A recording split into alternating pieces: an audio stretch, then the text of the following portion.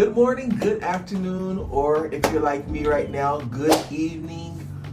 Week 5, day number 3, quick boost for today.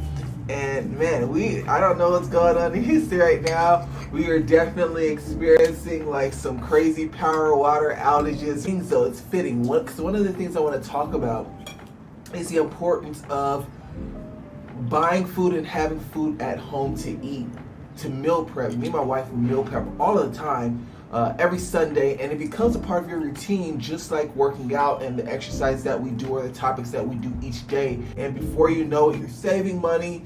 You're able to reap the benefits of shopping for yourself. Right now, a lot of stores, a lot of restaurants still aren't open with the power outage. Thankfully, me and my wife were able to go shopping. We do it every Sunday, and now we have food to eat. On top of that, I also want to share with you what's called volumetrics. So the best example would be a restaurant.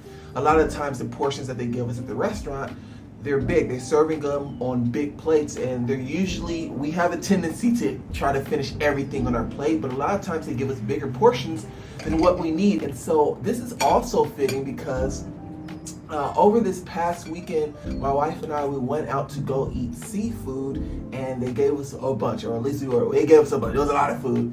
And I think we could have just tried to push through and finish it all, but we looked at each other, we said, you know what, let's just save it for another meal. And that's actually what we're heating up on the grill right now. You'll notice that it's a great way, and it's one of my probably my favorite way to lose weight. Anything that has to do with weight loss is going to be centered around consuming less calories. So wrapping it up for today, tomorrow, week 5, day 4, exercise boxes. Make sure you take care of that, and I'll see you then.